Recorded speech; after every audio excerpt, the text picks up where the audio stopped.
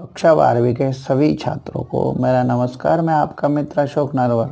आज मैं आपको कक्षा 12वीं हिंदी विशिष्ट का एक निबंध है, ललित निबंध। तिमिर गेह में किरण आचरण।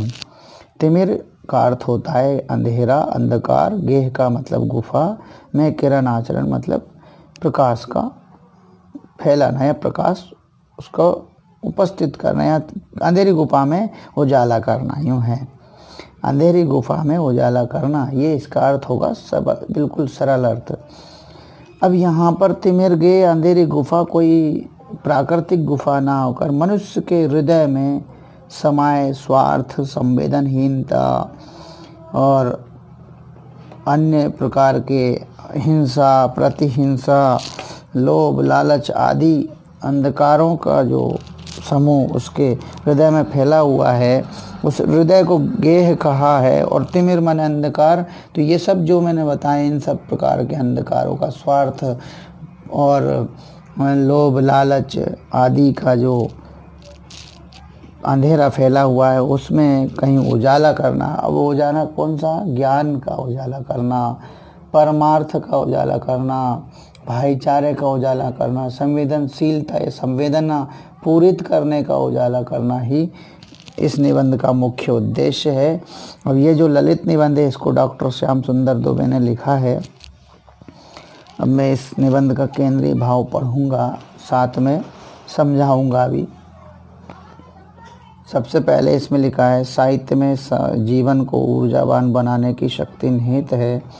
तो ये कहा है जो साहित्य है। अब साहित्य का अर्थ होता है हमारी जितने भी गीत, लोकगीत, पुस्तकें, प्राचीन ग्रंथ हो चाहे वर्तमान ग्रंथ हो, ग्रंथ माने किताबें, जो कुछ भी लिखा गया है, जो कुछ श्रुति है, सुना गया है, वो सब साहित्य है।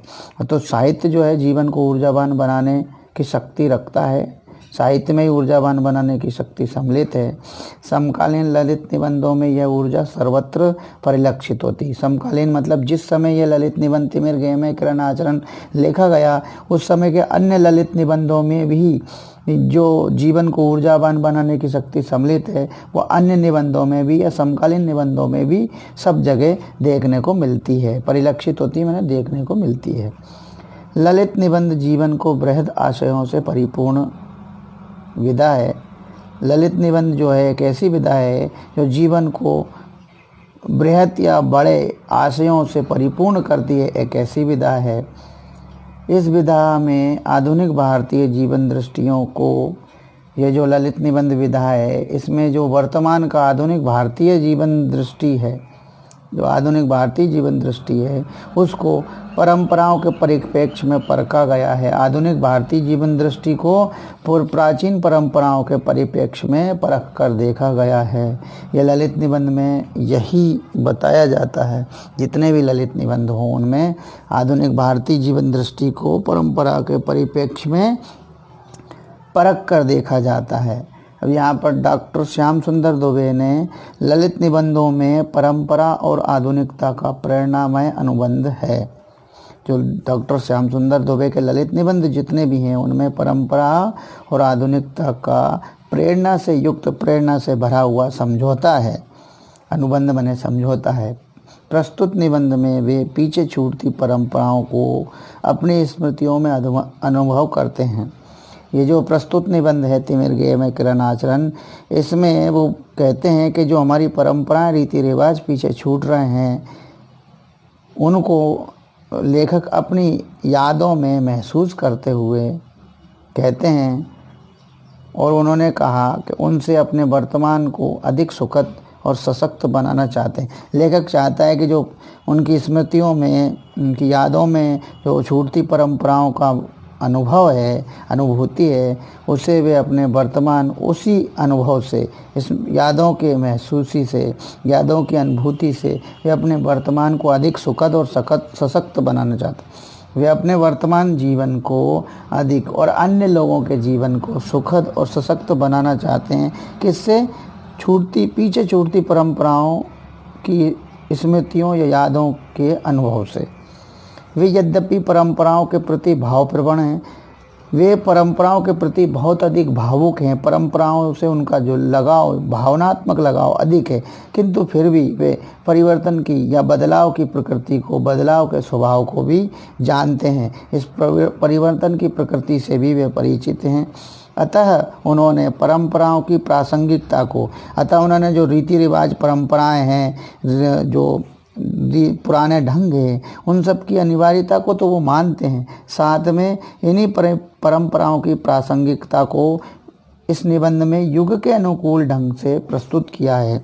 मतलब इस निबंध में उन्होंने, इस ललित निबंध में उन्होंने युग के अनुकूल परंपराओं की अनिवार्यता को भी प्रस्तुत किया है कि परंपराएं अनिवार्य हैं। इस बदलते परिवेश में व्यक्ति के आचरण, इस बदलते या इस रोज के बदलते परिवर्तन होते परिवेश या वातावरण में व्यक्ति के आचरण और उसकी आत्मचेतना से फूटते प्रकाश में ही, मतलब व्यक्ति की आत्मचेतना में जो प्रकाश फूट रहा है, ज्ञान का प्रकाश, समझ का प्रकाश, भाईचारे का प्रकाश, संवेदनशीलता का प्रकाश, परोपकार का प्रकाश, लोभ लालच से दूर रहने का प्रकाश जो जीवन में फूट रहा है, उसमें ही उन्होंने जीवन की गरिमा और उसकी उदात्तता को प्राप्त करने हेतु वे संकल्पित हैं। कौन? लेखक। वो कहते हैं कि बदलते हुए परिवेश में व्यक्ति के आचरण और उसकी आत्मचेतना से जो प्रकाश फूट रहा है, उसमें ही जीवन की गरिमा है और उसकी उदात्तता को प्राप्त करने हेतु वे संकल्पित हैं। माने उच्चता को, उदात्तता माने उच्चता को प्राप्त करने के लिए वे संकल्पित हैं, सृजनरत हैं। कौन? लेखक। आगे वे कहते हैं, भौतिक जीवन की भागदौड़ में पड़ा मनुष्य आज अब संवेदनहीनता का शिकार बनता जा रहा है। भौतिक जीवन की जो भागदौड़ है, इसमें पड़ा हुआ मनुष्य आज जब संवेदनहीनता का शिकार बन रहा है, मतलब उसमें परोपकार की भावना, भलाई की भावना, लोभ लालच को त्यागने की भावना, परार्थ करने की भावना छूटती जा रही है, जिसे कहते हैं हम संवेदनहीनता, वह उसका शिकार बन रहा है। तब उसे संवेदना पूरित करने के लिए दुबे जी ने अपने इस निबंध में स्पष्ट किया है कि उसे संवेदनहीनता से हटाकर संवेदना पूरित करने के लिए दुबे जी ने अपने इस ललित निबंध तिमिर गेय में किरण आचरण में स्पष्ट किया है कि मनुष्य को अपने भीतर खोए हुए बचपन की निरंतर तलाश करते रहना चाहिए। मनुष्य को अपने भीतर जो बचपन खो गया है, उसकी निरंतर तलाश करते रहना चाहिए। क्यों करना चाहिए? क्योंकि बचपन की भावनाएं और संवेदनाएं जो होती हैं वो स्वार्थ, हिंसा, लोभ लालच आदि से मुक्त होती हैं और संवेदनाओं से युक्त होती हैं बचपन की भावनाएं। इसलिए उनको खोजना जरूरी है। बचपन की भावनाओं को खोजेंगे, बचपन को तलाशेंगे तो हमारे भीतर जो सुरक्षित रहती भावनाएं हैं, संवेदनाएं हैं, वे सदैव हमारे अंदर उपस्थित रहेंगी। सदैव संवेदना के आत्मीय संसार में भी हम जीवित रहेंगे। क्योंकि हमारी संवेदनाएं और कोमल भावनाएं जागेंगी तो हम आत्मीय संसार में जीवित रहेंगे। इसलिए उन्होंने आगे कहा है कि बुद्धि और संवेदना का स्वस्थ समन्वय ही माने बुद्धि और संवेदना दोनों का स्वस्थ मेल ही जीवन के सौंदर्य को प्रकट करता है, जीवन की सुंदरता को प्रकट करता है। आगे उन्होंने अपने निबंध में कहा है,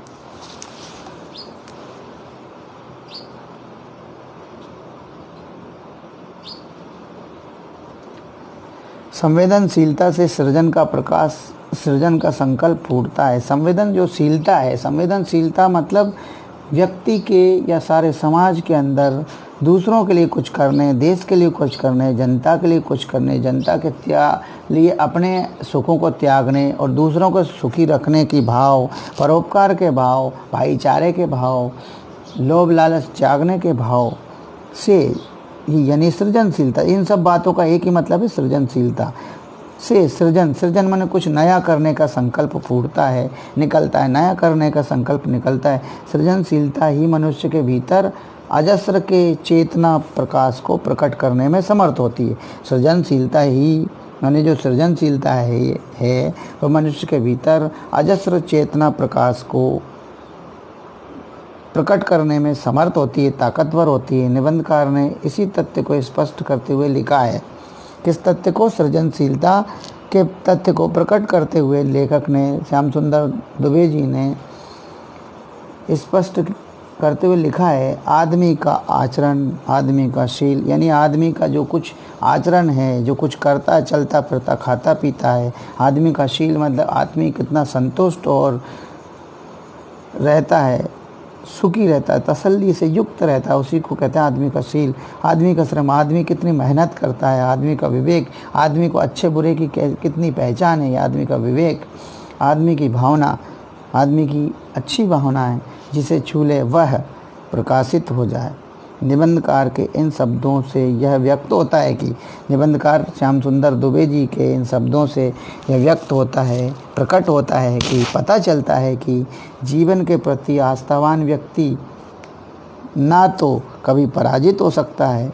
जीवन के प्रति जो व्यक्ति आस्थावान है, अपने जीवन के प्रति जो विश्वास से पूर्ण है, जो विश्वास को पक्का रखता है, उसी को कहते हैं आस्थावान।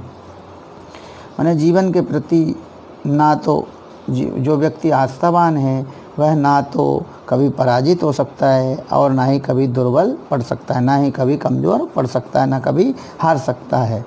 निरंतर आस्थाहीन होते समय में ऐसी ही निरंतर आस्थाहीन अगर कोई व्यक्ति हो रहा है तो ऐसे समय में ही आस्थाशील प्रकाश चेतना की आवश्यकता है। अगर व्यक्ति निरंतर दुर्बल हो रहा है, आस्थाहीन होकर पराजित हो रहा है, हार रहा है परिस्थितियों से, संघर्षों से, तो उसे आस्थाशील प्रकाश चेतना की आवश्यकता होगी।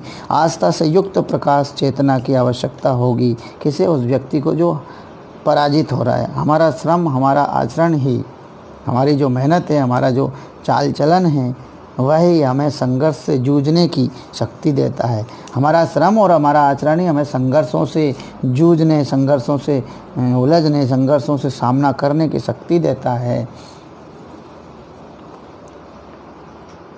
प्रस्तुत निबंध तिमिरगे में किरण आचरण, जो ललित निबंध में गांव घर की स्मृतियों के विभिन्न बिंब प्रस्तुत किए गए। गांव विशेष रूप से ग्रामीण परिवेश और उनके घरों की स्मृतियों यानी यादों के विभिन्न बिंब मतलब चित्र प्रस्तुत किए गए हैं।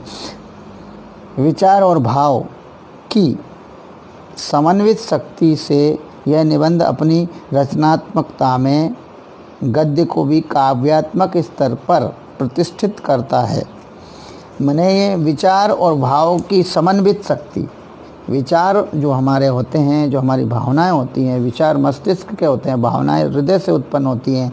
इन दोनों हृदय और मस्तिष्क के जो विचार और भावों की समन्वित शक्ति है, मस्तिष्क और हृदय की, उसी से यह निबंध अपनी रचनात्मकता यानी अपनी जो रचना को हुई है उस निबंध की में गद्य को भी काव्यात्मक स्तर पर प्रतिष्ठित करता है। एक गद्य होकर भी गद्य काव्य जैसी या कविता जैसी स्तर पर लेकर आता है। लोकानुभूतियों और ग्रामीण परिवेश के अनेक प्रसंग, लोगों की अनुभूतियों और ग्रामीण परिवेश के अनेक प्रसंग निबंध को सहज बोधगम्य बना देते हैं। ग्रामीण परिवेश के लोगों की अनुभूतियों या लोक जनता की अनुभूतियों, ग्रामीण जनता की अनुभूतियों और ग्रामीण परिवेश के अनेक प्रसंग निबंध को सहज, बहुत सरल, बोधगम्य माने समझने योग्य बना देते हैं। लोक बोली के अनेक शब्दों से परिचित कराता है यह निबंध। माने जो हमारी लोक बोली है, हमारी आंचलिक बोली है, और इसमें आंचलिक बोली है बुंदेली, तो इस बुंदेली आंचलिक बोली के अनेक शब्दों से हमें परिचित कराता है ये निबंध। प्रवाहमयता और उसकी प्रांजुलता को प्रकट करता है। माने प्रवाहमयता, प्रवाह मिलता है, प्रांजुलता भाषा के टूटे फूटेपन को, भाषा के ग्रामीण स्तर को प्रकट करता है। आत्माभिव्यंजना प्रदान यह निबंध अपनी स्वयं की व्यंजना, अपनी स्वयं की अभिव्यक्ति से प्रदान ये युक्त, ये लेखक स्वयं की अभिव्यक्ति करता है इसमें, तो ये प्रदान यह निबंध व्यास शैली और उद्धरण शैली का समन्वित स्वरूप है। व्यास शैली का मतलब है एक सूत्र, एक शब्द, एक वाक्य का विस्तार से वर्णन करना व्यास शैली कहलाता है। उद्धरण शैली में किसी अन्य महापुरुष या पुरुष द्वारा या व्यक्ति द्वारा कही गई बात को वैसी की वैसी ले लेना उद्धरण शैली कहलाता है। तो इस निबंध में व्यास शैली और उद्धरण शैली का सम्मिलित रूप है, समन्वित रूप है, अच्छा रूप है। ये इस निबंध में यहाँ पर बताया गया है। अब मैं अगले वीडियो में इस निबंध के पैराग्राफ को बताऊंगा जितने भी हैं, और उनको मैं समझाऊंगा, क्योंकि एक साथ इस वीडियो को बनाने में बड़ी दिक्कत होती है, वीडियो बड़ा हो जाता है। धन्यवाद।